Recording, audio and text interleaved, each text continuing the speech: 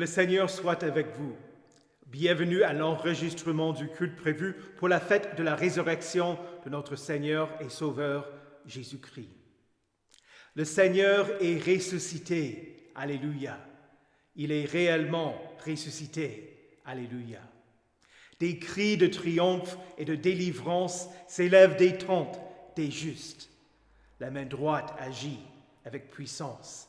La main droite de l'Éternel est élevée. La main droite agit avec puissance.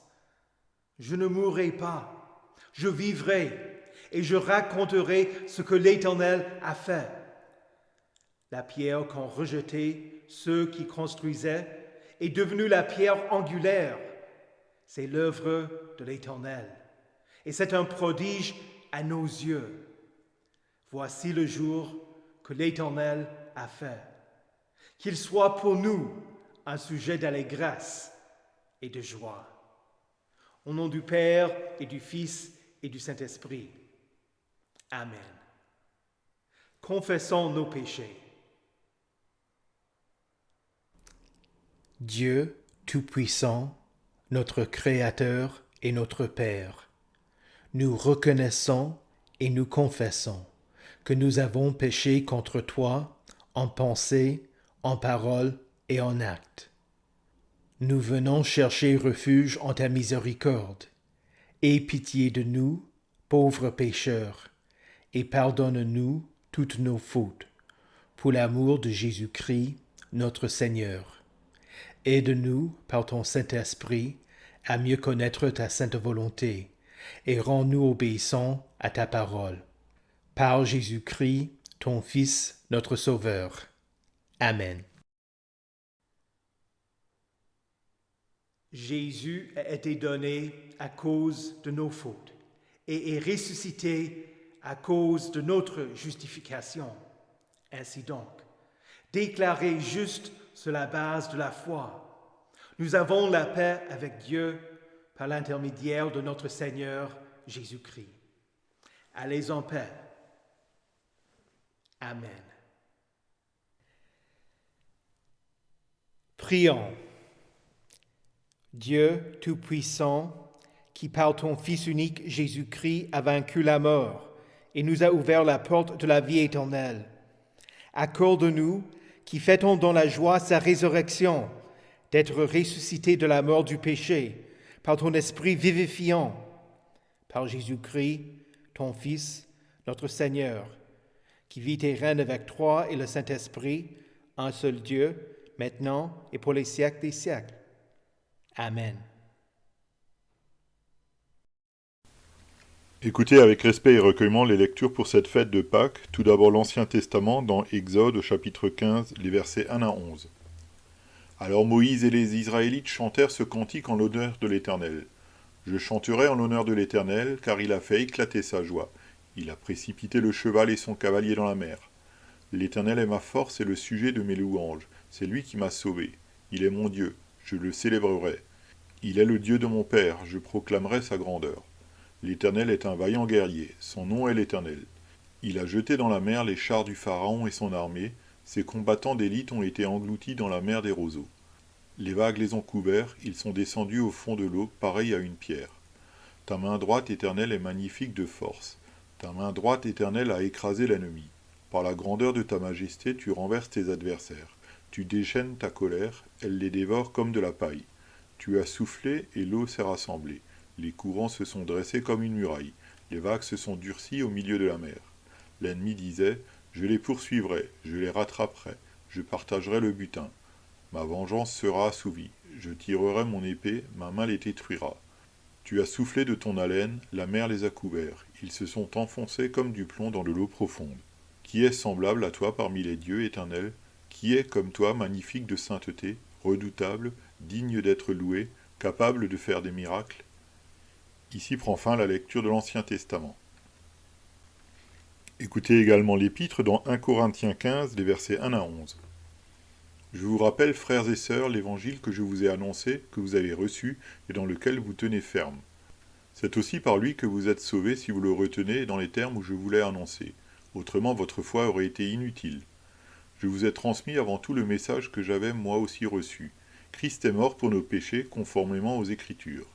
Il a été enseveli, il est ressuscité le 3e jour conformément aux Écritures. Ensuite il est apparu à Céphas, puis aux 12.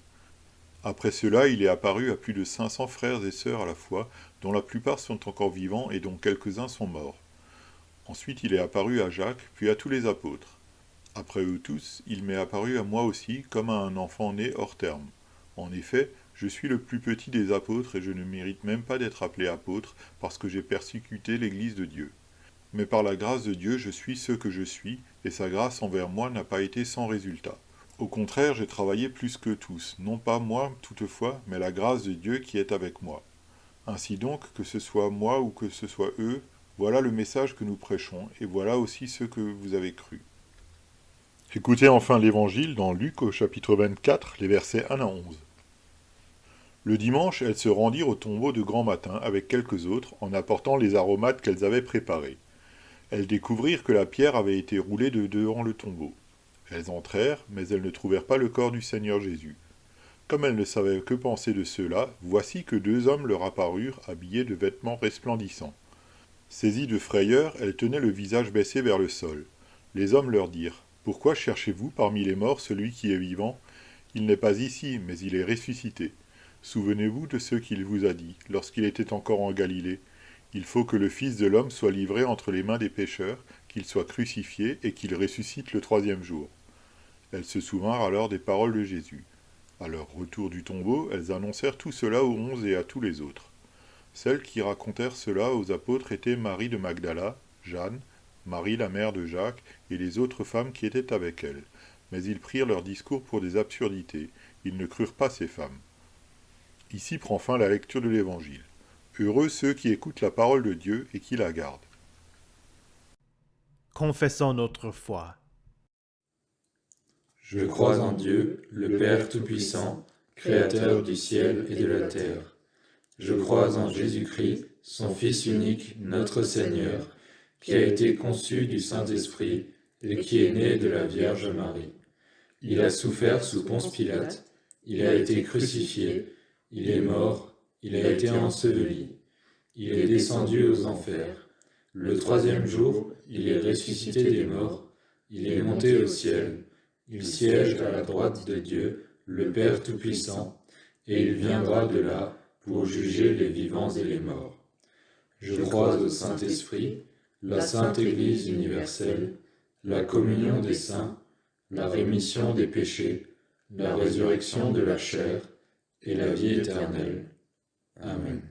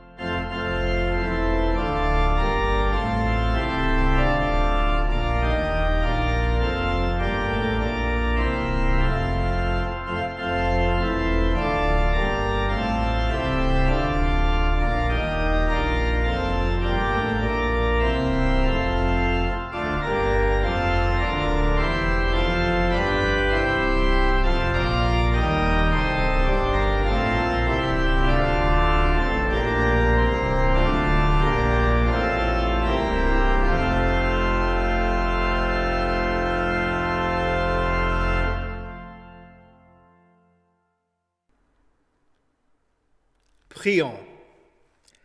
Seigneur Jésus, que nous t'appartenions, non pas selon une justice qui nous viendrait de la loi, mais avec celle qui s'obtient par la foi en toi et qui vient de toi. Que nous te connaissions, toi, et la puissance de ta résurrection, pour parvenir à la résurrection des morts. Amen. Christ est ressuscité, il est vraiment ressuscité. Alléluia. Le texte du sermon se trouve dans la première lettre de Saint Paul aux Corinthiens, au 15e chapitre. En lisant le texte en français, j'ai été étonné par la traduction du verset 3. Le texte dit « Je vous ai transmis avant tout le message que j'avais moi aussi reçu. Christ est mort pour nos péchés, conformément aux Écritures. » J'ai vérifié le grec. La traduction est possible. Il est fort probable que la toute première chose que Paul a communiquée aux Corinthiens était la mort de Jésus pour le pardon des péchés. Mais voilà la difficulté des traductions. Même dans les traductions les plus fidèles, il y a un niveau d'interprétation. Cette traduction était différente de ce que j'avais entendu jusque-là. Pour moi, selon la manière dont j'ai toujours entendu ce verset traduit, le texte doit dire « Je vous ai transmis le message qui est prioritaire ». Cela est une meilleure traduction. Ce n'est pas que le message a été transmis en premier, autant que le message est la chose la plus importante. Le message que Christ est mort pour vos péchés, qu'il a été enseveli et qu'il est ressuscité le 3e jour, conformément à ce qui avait été écrit dans l'Ancien Testament. Cela passe avant tout. Il faut que vous entendiez ce message, parce que la foi vient de ce qu'on entend, et ce qu'on entend vient de la parole de Dieu. Il faut que vous l'entendiez, parce que souvent, ce n'est pas la chose que vous pensez être la plus importante au premier abord.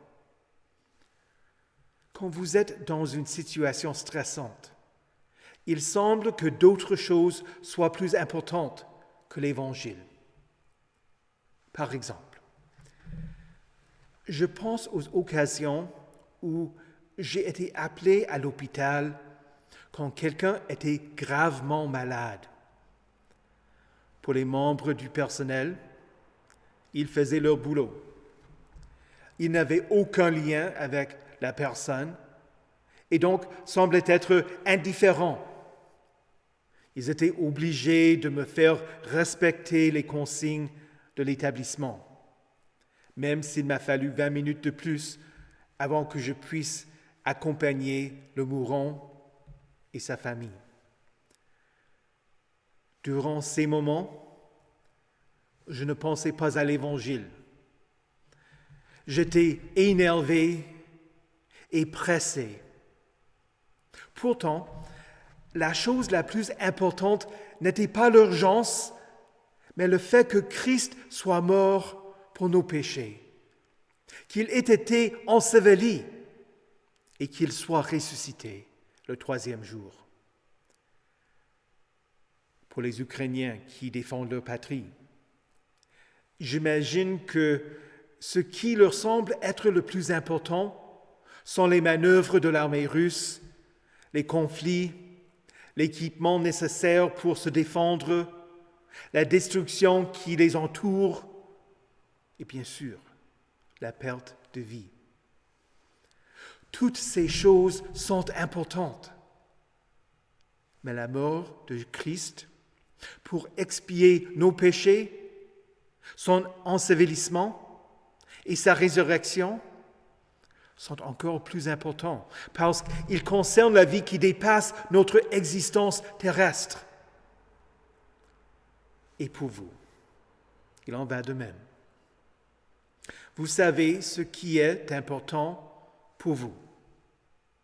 Vos parents, votre époux ou votre épouse, vos enfants, vos animaux, vos amis, votre maison, vos biens, votre santé, votre emploi, vos projets au travail et les dates limites qui existent, vos études, votre compte en banque, vos loisirs, vos temps de repos. Ces bienfaits doivent être reconnus comme étant des dons de Dieu pour lesquels vous devez le bénir et lui rendre grâce. Mais les choses de ce monde ne sont pas aussi importantes que ce que Christ a fait pour votre salut. Cette vie est courte. Il faut garder ce qui est priorité au premier rang. Et nous ne pouvons pas passer outre. Moïse écrit dans le psaume 90. La durée de notre vie s'élève à 70 ans et pour les plus robustes à 80 ans. Mais l'orgueil qu'ils en tirent n'est que peine et misère, car le temps passe vite et nous nous envolons. Mais qu'est-ce que la longueur d'une vie sur terre en comparaison avec l'éternité? Qu'est-ce qu'une crise d'un moment en comparaison avec la vie qui n'a pas de fin? Paul écrit au chapitre 8 de la lettre aux Romains, « J'estime que les souffrances du moment présent ne sont pas dignes d'être comparées à la gloire qui va être révélée pour nous. Dieu vous a créé pour vivre éternellement. Il a envoyé son Fils unique pour réaliser votre salut. Il est si facile de s'embourber dans les difficultés de cette vie, de voir les événements de la vie de Christ comme n'ayant rien à voir avec la vraie vie. Pour beaucoup de gens, la vraie vie est faite des moments d'amusement et de convivialité, des divertissements, de l'amour, de la politique, des biens qu'ils amassent au cours de leur vie. Il s'agit de ce qui apporte le bonheur à l'instant présent. Et bien pour d'autres, la vie est insupportable et elles veulent s'en échapper et se libérer des épreuves de cette vie. Certains allant jusqu'à se suicider car ils ne voient aucune solution et ils ne veulent plus vivre. Mais que l'on poursuive le plaisir ou veuille éviter la douleur. Dieu dit qu'il nous a créés pour que nous vivions en communion avec lui pour toute éternité. C'est ainsi que la vie, la mort et la résurrection de Jésus transforment votre vie. Il vous a donné cette nouvelle vie quand vous êtes nés d'eau et d'esprit, c'est-à-dire lors de votre baptême. Il conduit cette vie à travers l'écoute de sa parole. Il soutient cette nouvelle vie à travers son corps et son sang. Oui, il vous vivifie, il vous pardonne. Il ne s'agit pas de ce qu'on mérite, mais il s'agit de ce qu'il vous offre. Le salut vous libère. Réjouissez-vous. Les difficultés de cette vie prendront fin et il vous promet le bonheur sans fin. Là, il n'y aura plus de deuil, plus de souffrance, plus de pleurs. Vous n'aurez rien à craindre. Quand vous savez à qui vous appartenez, que vous êtes aimé par Dieu et que vous avez une vie qui est impérissable, là, vous pouvez vivre. C'est la raison pour laquelle nous fêtons Pâques. Christ est ressuscité. Il nous vivifie. Quand on étudie le premier commandement, le texte dit « Tu n'auras pas d'autre Dieu devant moi ». Luther explique qu'un Dieu est ce qu'on aime, ce qu'on craint, ou ce en quoi on met sa confiance. Souvent, j'ai entendu des pasteurs expliquer qu'il faut que Dieu soit prioritaire. Par exemple, la première chose de chaque semaine, c'est de consacrer du temps pour être pardonné, pour entendre la parole, pour faire appel à Dieu, pour recevoir la scène et pour recevoir la bénédiction de Dieu sur notre vie. Oui, Dieu doit être prioritaire. Il ne s'agit pas de s'occuper des choses spirituelles le dimanche matin et que Dieu n'aurait rien à voir avec les autres aspects de la vie. C'est plutôt que l'œuvre de Dieu devient le support qui soutient le reste de la vie. Imaginez que j'ai ici un pneu. Vous savez à quoi il sert, mais il est inutile s'il n'a pas de jante. Sans la jante qui donne sa forme au pneu, on ne peut pas l'attacher à la voiture, on ne peut pas conduire. Si votre vie est comme le pneu, Dieu est la jante qui est indispensable. Ce n'est pas seulement que Dieu soit prioritaire, mais qu'il devrait être au centre de votre vie, influençant tout instant, tout acte, toute pensée, toute parole. Si certains pensent que la religion est seulement une croyance qui n'a rien à voir avec la vraie vie, Paul explique dans sa lettre aux Corinthiens que Jésus est la vie, qu'il est ressuscité, qu'il a vaincu la mort. À qui est-il apparu? À Céphas, aux 12, à plus de 500 frères et sœurs à la fois. Jésus est apparu à Jacques, son frère, qui ne mettait pas sa confiance en lui avant que Jésus ne ressuscite. Et finalement, Paul explique qu'il était persécuteur de l'Église, mais que Jésus lui est apparu et qu'il s'est converti, ayant été convaincu de la vérité. La raison pour laquelle la mort, l'ensevelissement et la résurrection de Jésus sont prioritaires, c'est qu'à travers ces choses, Jésus vous donne accès à la vie qui n'a pas de fin. C'est l'essentiel de la vie. Par exemple, si on ne maîtrise pas l'alphabet, on ne peut avancer en lecture et passer à l'écriture. J'ai connu une dame qui, à cause des problèmes de santé, a perdu la capacité de lire. Elle aimait tenir des livres et faisait semblant de les lire, mais elle a perdu ce qui était fondamental pour être en mesure de lire. Paul nous avertit que nous n'arriverons pas à notre résurrection et à la vie éternelle si nous perdons la chose la plus importante, Christ. C'est ainsi que Paul nous encourage à tenir ferme, à retenir l'essentiel de la foi, pour qu'elle ne soit pas inutile. Christ est mort pour vos péchés. Il a été enseveli. Il est ressuscité le 3e jour. Il est apparu à des centaines de témoins et il vous ressuscitera. Réjouissez-vous. Jésus a expié vos péchés. Il a vaincu la mort pour vous. Christ est ressuscité. Il est vraiment ressuscité. Alléluia. Amen. Que la paix de Dieu, qui surpasse toute intelligence, garde vos cœurs et vos esprits en Jésus-Christ pour la vie éternelle. Amen. Prions.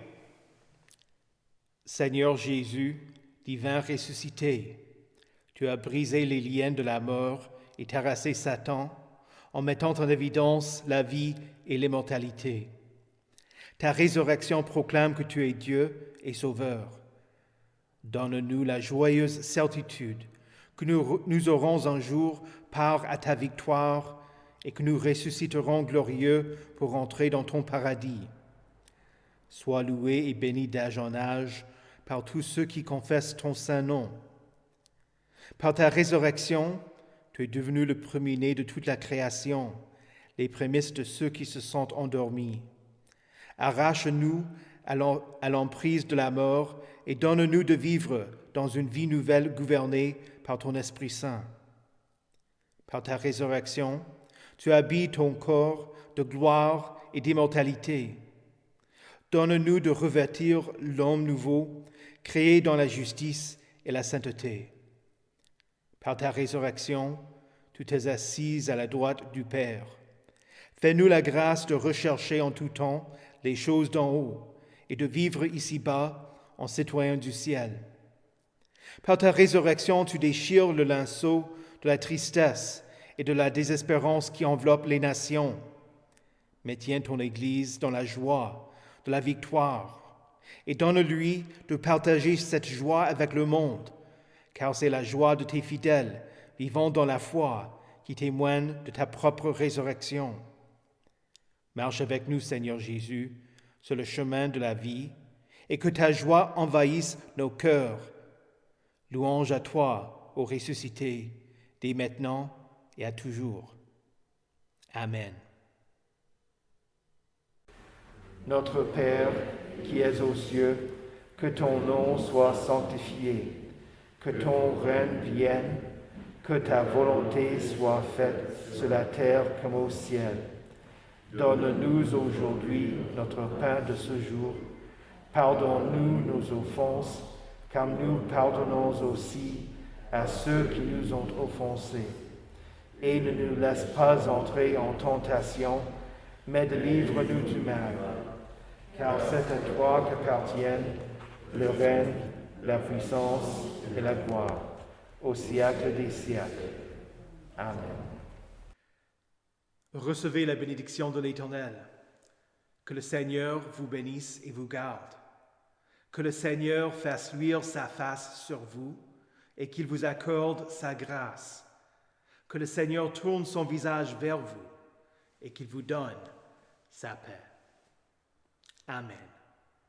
Christ est ressuscité, il est vraiment ressuscité. Alléluia. Amen.